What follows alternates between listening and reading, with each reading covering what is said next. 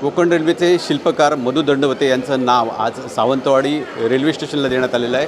मी आता आहे सावंतवाडी रेल्वे स्टेशनवर आणि ज्या संघर्ष समितीने आजपर्यंत या रेल्वे स्टेशनला मधु दंडवतेंचं नाव द्यावं अशा पद्धतीची मागणी केली होती, ते कार्यकर्ते माझ्यासोबत आहेत। काय सांगाल मला आज कशा पद्धतीचा आनंद आहे? कारण गेली कित्येक वर्ष अशा पद्धतीची मागणी केली जात होती, कारण प्राध्यापक मधु दंडवते यांच्यामुळे ही कोकण रेल्वे सुरू झाली। नक्कीच खूप मोठा असा आनंद आहे, कारण काय कोकणातले बरेच संघटना, ही सावंतवाडी संघर्ष समिती, Konkan Vikas Samiti, all India journalist सर्कलचे यासीन पटेल, ह्या सगळ्यांनी ह्या गोष्टीसाठी प्रयत्न केलेला।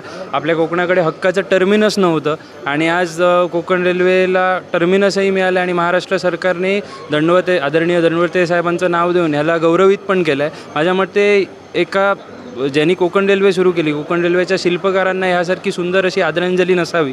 त्यामुळे मी महाराष्ट्र शासनाचे, आमच्या पालकमंत्री खासदार खासदार आणि आमच्या आमदार केसरकर साहेबांचे पण खूप आभारी मानतो।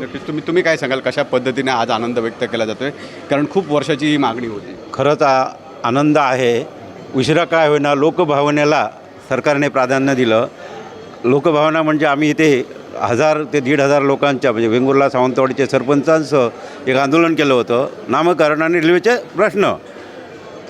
प्राध्यापक मधु दंडवते हे रेल्वेचे शिल्पकार आहेत, त्यांच्यावर जॉर्ज फर्नांडिस देखील होते आणि खरं तर त्याचवेळी प्राध्यापक मधु दंडवतेंच्या नावाचं टर्मिनसला नाव आम्ही मागणी केली होती, व्हायला पाहिजे होतं। हे ज्यावेळी बाहेर सुशोभीकरण केलं त्यावेळी व्हायला पाहिजे होतं, झालं नाही।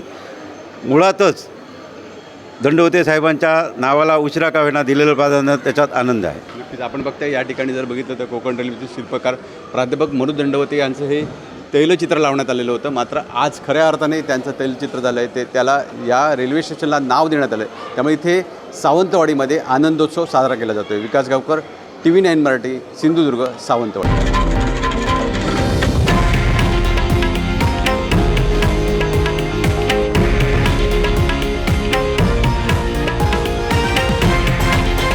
हे आहे देशातील नंबर 1 न्यूज नेटवर्क आणि आपण पाहत आहात TV9 मराठी, एकमेव।